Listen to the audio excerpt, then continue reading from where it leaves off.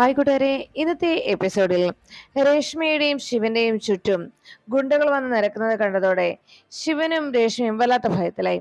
ശിവൻ അപ്പോഴേക്കും അവർ എന്തോ ടാർഗറ്റ് ചെയ്താണ് വരുന്നതെന്ന് മനസ്സിലാക്കിയതോടെ രേഷ്മയുടെയും ശിവന്റെ അരികിലേക്ക് എത്തി. അതിൽ നിന്ന് ഒരു ഗുണ്ട തന്റെ കയ്യിലിരുന്ന വടിവാളുമായി ശിവന്റെ അരികിലേക്ക് പാഞ്ഞെടുത്തു.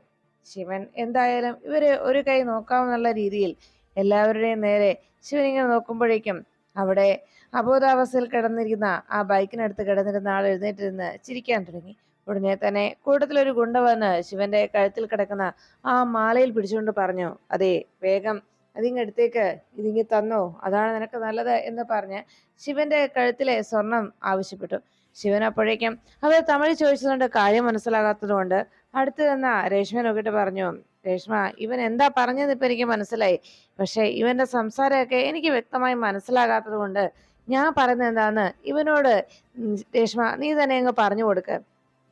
ഇതേ, ഇവനെ പോലെയുള്ളവരെ ഇതിനേക്കാളും വലിയ ടീമുകളെ കണ്ടിട്ടാണ് ഈ ശിവൻ വന്നിരിക്കുന്നതെന്നും അതുകൊണ്ട് തൽക്കാലം സ്വർണമല്ല ഇവന് കിട്ടാൻ പോകുന്നതെന്നും മര്യാദയ്ക്ക് പോകുന്നതാണ് ഇവന് നല്ലതെന്നും ഒന്ന് പറഞ്ഞു കൊടുത്തേക്ക് രേഷ്മയെന്ന് ശിവൻ പറയുമ്പോഴേക്കും രേഷ്മ ഭയത്തോടെ ശിവനോട് ചോദിച്ചു, അത് വേണോ ശിവ, നമുക്ക് നമുക്ക് പോയാ പോരെ എന്ന് ചോദിച്ചപ്പോഴേക്കും ശിവൻ പറഞ്ഞു, ഞാൻ പറഞ്ഞത് നീ മര്യാദയ്ക്ക് ഉമ്മാരോട് പറയാൻ നോക്ക എന്ന് പറഞ്ഞു.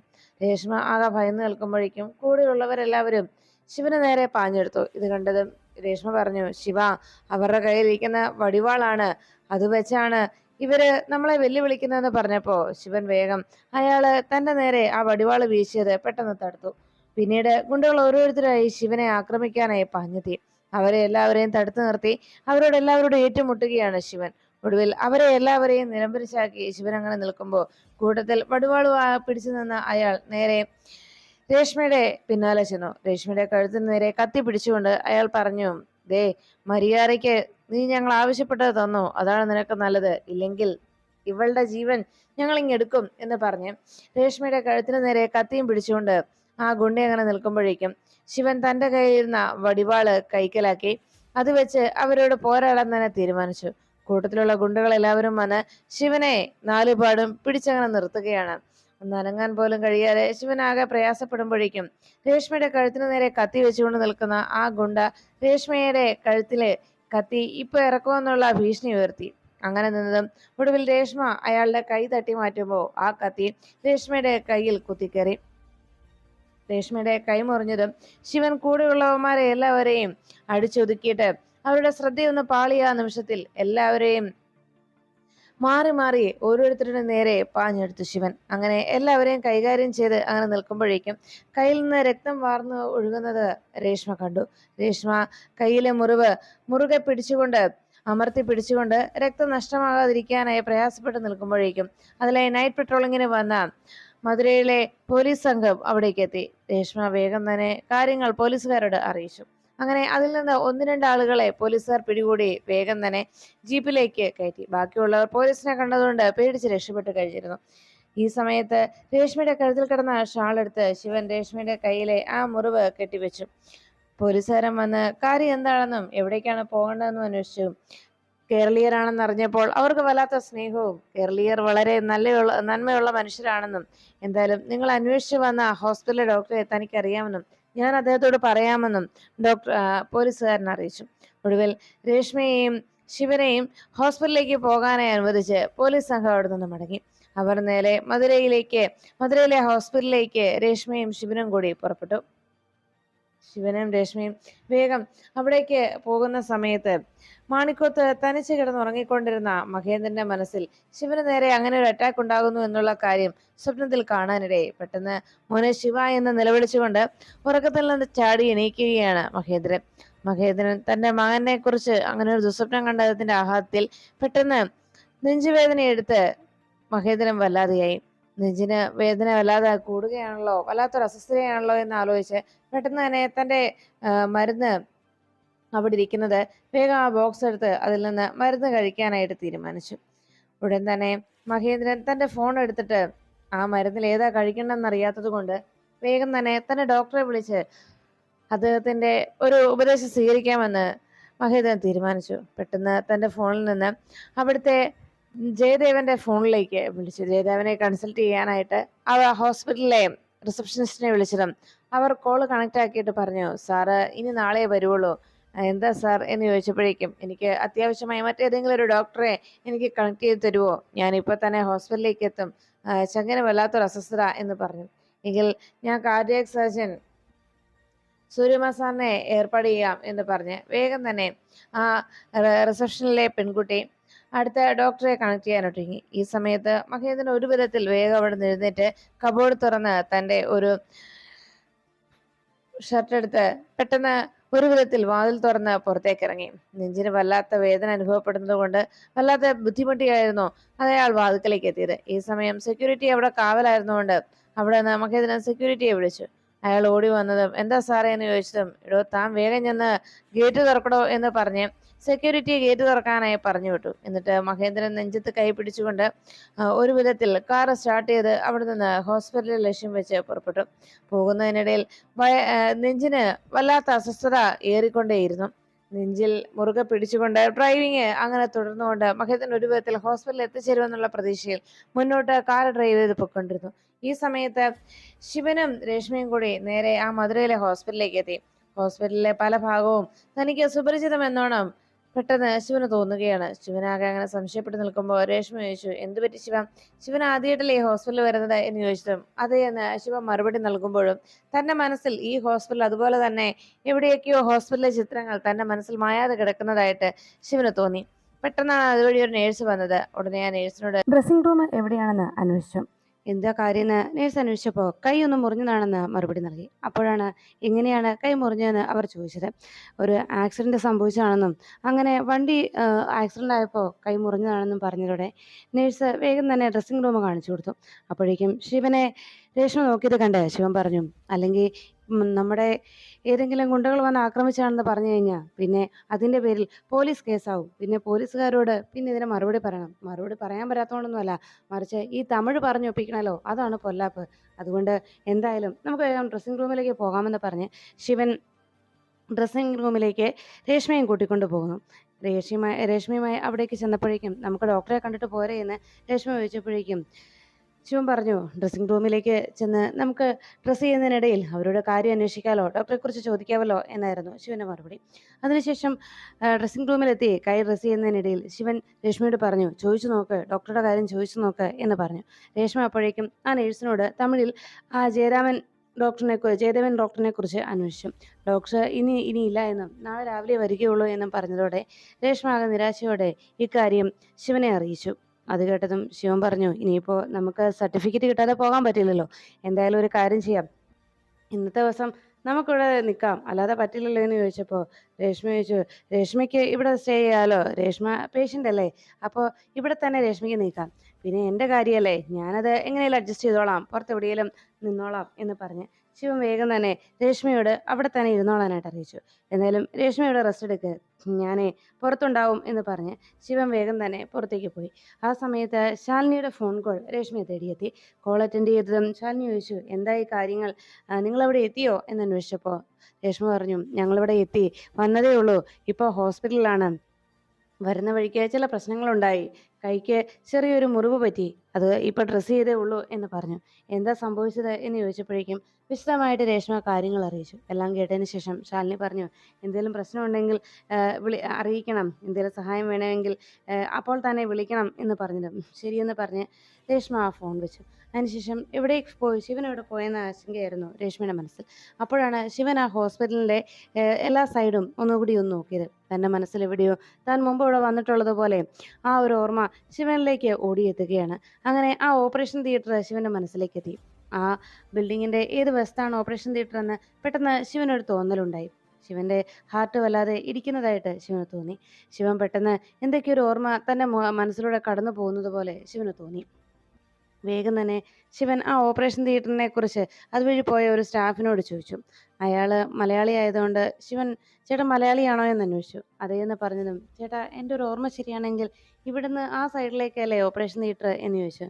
അതെ, ഇവിടെ മുമ്പ് വന്നിട്ടുണ്ടോ എന്ന് ചോദിച്ചപ്പോഴേക്കും ശിവൻ പറഞ്ഞു, ഇല്ല, ഞാൻ ആദ്യമായിട്ടാ പക്ഷേ എനിക്ക് ഒരു ഓർമ്മ പോലെ എന്ന് പറഞ്ഞ് ശിവൻ അവിടുന്ന് നടന്നു പോകുമ്പോഴേക്കും അയാൾക്കാകെ സംശയമായി. ആദ്യമായിട്ട് വന്നതാണെന്നും പറയുന്നു. ആ സ്ഥലം കൃത്യമായിട്ട് പറയുകയും ചെയ്തു. എന്തായാലും ആവട്ടെ എന്ന് പറഞ്ഞ് അയാൾ അവിടെ നിന്ന് പോകുമ്പോഴേക്കും ഓപ്പറേഷൻ തിയേറ്ററിന്റെ മുന്നിലേക്ക് ശിവൻ എത്തി. അവിടുത്തെ ആ സ്ട്രെച്ചറിലൊക്കെ ശിവൻ തന്റെ വിരലുകൾ ഒടിച്ചു.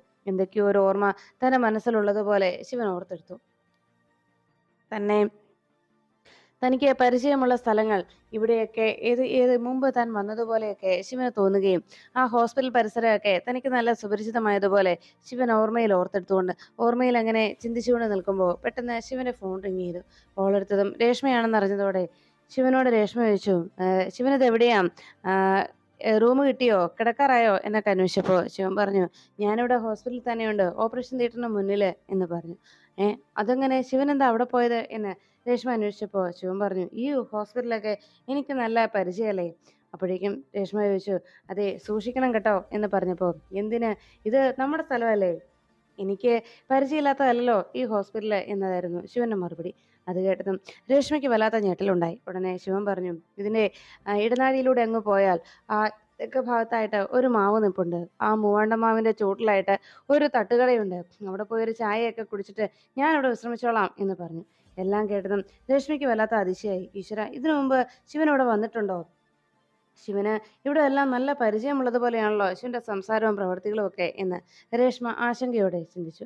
അങ്ങനെ ശിവന്റെ വാക്കുകളെല്ലാം കേട്ട് സംശയപ്പെട്ട് രേഷ്മ അങ്ങ് നിൽക്കുമ്പോൾ ശിവൻ രേഷ്മയുടെ അക്കാര്യം പറഞ്ഞ് ഫോൺ വെച്ചിട്ട് അവിടെ നിന്ന് മടങ്ങി. ഈ സമയത്ത് ആ, കാറ് തനിച്ച് ഡ്രൈവ് ചെയ്തുകൊണ്ട് അങ്ങനെ മുന്നോട്ട് പോവുകയായിരുന്നു മഹേന്ദ്രൻ. കുറച്ചു ദൂരം പോയി കഴിയുമ്പോഴേക്കും മഹേന്ദ്രന്റെ കൺട്രോൾ വിട്ട്, മഹേന്ദ്രന് നെഞ്ചുവേദന വല്ലാതെ കലശലായപ്പോൾ മഹേന്ദ്രന്റെ കൺട്രോൾ വിട്ട് നേരെ വണ്ടി ചെന്ന് വഴിയരികിലുള്ള ഒരു പോസ്റ്റിലിടിച്ച് വണ്ടി നിന്നു.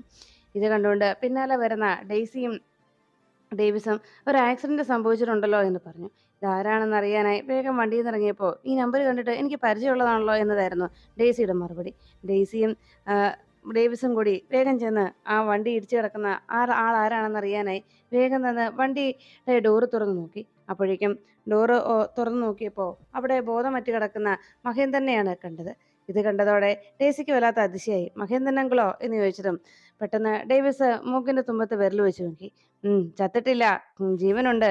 എന്താ ഇപ്പോ പാതി ചത്ത് കിടക്കുക, ഈ ഒരു അവസ്ഥയിൽ അങ്ങ് മുഴുവനായിട്ടും അങ്ങ് തീർത്ത് കളഞ്ഞാലോ, എന്നാ പിന്നെ ഒരു വെടിക്ക് രണ്ട് പക്ഷി എന്നതുപോലെ എല്ലാ കാര്യങ്ങളും അവസാനിക്കും. എന്താ അങ്ങനെയൊന്ന് ചെയ്യട്ടെ എന്ന് ഡേസിയോട് ചോദിച്ചതും ഡേസി പറഞ്ഞു, ഒരു കണക്കിന് അതാ നല്ലത്. എൻ്റെ ശത്രുവിന്റെ കണ്ണീര് എനിക്ക് കാണാം, അവൻ നെഞ്ചത്ത് അടിച്ച് കരയുന്ന കാഴ്ച എനിക്ക് കാണാൻ കഴിയും എന്ന് പറഞ്ഞ് ഡേസി ഒന്ന് ആലോചിച്ചു. എന്തായാലും എനിക്ക് വേണ്ടി കുറെയൊക്കെ അവനോട് വാദിച്ചിട്ടുള്ള മനുഷ്യനാ, അപ്പോൾ അതിന്റെ നന്ദി ഇങ്ങനെയെങ്കിലും ഒന്ന് കാണിക്കണ്ടേ എന്നതായിരുന്നു ഡേസിയുടെ ചോദ്യം. ഉടനെ ഡേവിസ് ചോദിച്ചു, എന്തായാലും നിന്റെ അച്ഛന്റെ ഭയങ്കര ശത്രുവല്ലേ, നമ്പർ 1 ശത്രു, അതുകൊണ്ട് ഒന്ന് വിളിച്ചു നോക്ക് അങ്കിളിനോട് എന്താ ചെയ്യേണ്ടതെന്ന്, അങ്കിള് പറയട്ടെ എന്ന് പറഞ്ഞതും വേഗം തന്നെ ഡേസി ഫോൺ എടുത്ത് യോഹനാന്റെ ഫോണിലേക്ക് വിളിച്ചു. യോഹനാൻ കോൾ എടുത്തതും, നിങ്ങളത് എവിടെയാ, പർച്ചേസിങ്ങിന് ഇറങ്ങിയിട്ട് കുറെ നേരം ആയല്ലോ, കഴിഞ്ഞില്ലേ പർച്ചേസിങ് എന്ന് യോഹന്നാൻ അന്വേഷിച്ചതും ഡെയ്സി പറഞ്ഞു, അപ്പച്ച ഞങ്ങൾ തിരിച്ചു വരികയായിരുന്നു, അപ്പോൾ വഴിയരികിൽ ഒരു ആക്സിഡന്റ്, ചെന്ന് നോക്കിയപ്പോൾ ആ മാണിക്കോത്ത മഹേന്ദ്രൻ കാർ ആക്സിഡന്റിൽ പെട്ട് കിടക്കുകയാണ്. ആൾക്ക് ബോധം പോയി, എന്നാൽ പാതി ജീവനുണ്ട്. ഇപ്പോൾ ഞങ്ങൾ ചിന്തിച്ചത് ഇവിടെ വെച്ച് ആ പാതിയുള്ള ജീവനും കൂടി അങ്ങ് അവസാനിപ്പിക്കട്ടെ. അങ്ങനെയാണെങ്കിൽ എൻ്റെ ശത്രുവിൻ്റെ അച്ഛൻ ചത്ത് ആ ഒരു കരച്ചിൽ എനിക്ക് കാണാൻ കഴിയുമല്ലോ, അവൻ നെഞ്ചുപൊട്ടി അലറിക്കരയുന്ന കാഴ്ച എനിക്ക് കാണാമല്ലോ എന്നതായിരുന്നു ഡേസിയുടെ ചോദ്യം.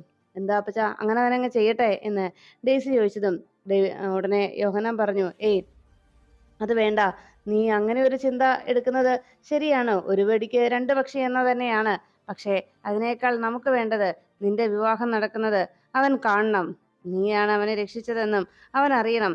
അങ്ങനെ അവൻ പാതി ജീവനോടെ, ഇപ്പോ അവന്റെ ജീവൻ ഇല്ലാതായി കഴിഞ്ഞാ അന്ന് അവനുണ്ടാകുന്ന സന്തോഷം നമുക്ക് നേരിട്ട് കാണാൻ കഴിയുമോ? നീയും ഡേവിസും തമ്മിലുള്ള വിവാഹം നേരിൽ കാണുമ്പോൾ, അവന്റെ മകന്റെ ജീവിതം തകരുന്ന കാണുമ്പോൾ, അതൊക്കെ നമ്മളെ സംബന്ധിച്ച് കൂടുതൽ സന്തോഷം നൽകുന്ന കാര്യങ്ങളല്ലേ. അത് കണ്ടിട്ട് അവനുണ്ടാകുന്ന വേദന, അപ്പോൾ കിട്ടുന്ന ഒരു സുഖം, അത് ഇപ്പോൾ ഒറ്റയടിക്ക് അവന്റെ ജീവൻ അങ്ങ് ഇല്ലാതായി കിട്ടുകയില്ല. അതുകൊണ്ട് നിങ്ങൾ എത്രയും വേഗം അവനെ ഹോസ്പിറ്റലിൽ എത്തിക്കുക, എന്നിട്ട് നിങ്ങൾ വേഗം ഇങ്ങ് പോര് എന്ന് യോഹന്നാൻ അറിയിച്ചു. ശരിയപ്പാ എന്ന് പറഞ്ഞ് ഫോൺ വെച്ച് കഴിഞ്ഞതും ഡേവിസ് ചോദിച്ചു, എന്താ അങ്കിള് പറഞ്ഞത്? അപ്പോഴേക്കും ഡെയ്സി പറഞ്ഞു, ഹോസ്പിറ്റലിൽ എത്തിക്കാനാ അപ്പം പറഞ്ഞത് എന്നറിയിച്ചു. പഴയ സുഹൃത്തിനോടുള്ള സ്നേഹമായിരിക്കുമല്ലേ എന്ന് ഡെയ്സി ചോദിച്ചതും, എന്തായാലും നമുക്ക് ഹോസ്പിറ്റലിൽ എത്തിച്ചിട്ട് വേഗം പോകാം എന്ന് പറഞ്ഞ് ഡെയ്സി ഫോൺ വെച്ചു. അതിനുശേഷം ശിവൻ തൻ്റെ മനസ്സിലുള്ള ഓർമ്മകൾ, ശിവനെ വിഷ്ണുവിൻ്റെ ശവശരീരം ആ, ദഹിപ്പിച്ച സ്ഥലത്തേക്ക് ശിവനെ കൊണ്ടുപോവുകയാണ്. തനിക്ക് അവിടെയെല്ലാം ആദ്യമായിട്ടുള്ള ഒരു അനുഭവമാണെങ്കിൽ പോലും മുമ്പ് താൻ ഇവിടെ വന്നിട്ടുള്ളത് പോലെ ഒരു തോന്നൽ ശിവന്റെ മനസ്സിലുണ്ടായി. അങ്ങനെ ശിവന് നല്ല പരിചയമുള്ളതുപോലെ ആ വിഷ്ണുവിന്റെ മൃതദേഹം ദഹിപ്പിച്ച ആ സ്ഥലത്തേക്ക് ശിവൻ തൻ്റെ ജീപ്പുമായി വന്നെത്തി. നേരെ അവിടേക്ക് വന്നതും വണ്ടി നിർത്തുമ്പോൾ തനിക്ക് മുമ്പ് ഒരു വട്ടം ഇവിടെ വന്നിട്ടുള്ളത് പോലെ ഒരു തോന്നൽ ശിവന്റെ മനസ്സിൽ തോന്നി. മുമ്പ് വിഷ്ണുവിന്റെ ശവദാഹം നടന്ന സമയത്ത് അവിടെ ഉണ്ടായിരുന്ന രേഷ്മ അന്ന് വിഷ്ണുവിന്റെ സഹോദരി എന്ന നിലയിൽ അവിടെ നിന്ന് ആ കർമ്മങ്ങളൊക്കെ നടത്തുകയും അന്നത്തെ ചടങ്ങുകളൊക്കെ പൂർത്തിയാക്കുകയും ചെയ്തതൊക്കെ ശിവന്റെ മനസ്സിലൂടെ കടന്നു പോവുകയാണ്. ശിവന്റെ ഓർമ്മകളിൽ താൻ ഇവിടെ മുമ്പ് വന്നിരുന്നോ എന്നൊരു സംശയം ശിവന്റെ മനസ്സിനെ വല്ലാതെ അലട്ടി.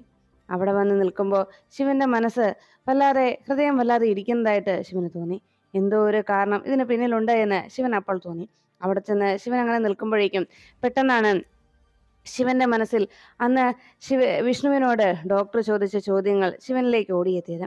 വിഷ്ണുവിന് ഏറ്റവും പ്രിയപ്പെട്ടത് വിഷ്ണുവിന്റെ ഭാര്യ ശാലിനിയാണല്ലേ, വിഷ്ണു ഏറ്റവും കൂടുതൽ സ്നേഹിക്കുന്നത് ശാലിനിയാണല്ലേ എന്ന് ചോദിച്ചപ്പോഴേക്കും ഓപ്പറേഷൻ ടേബിളിൽ കിടന്നുകൊണ്ട് വിഷ്ണു എന്ന് പറഞ്ഞ വാക്കുകൾ, ഈ ലോകത്ത് ഞാൻ ഏറ്റവും കൂടുതൽ സ്നേഹിക്കുന്നത് എൻ്റെ ശാലിനിയാണ് എന്ന ആ വാക്ക് ശിവന്റെ മനസ്സിലേക്ക് ഓടിയെത്തുന്നു.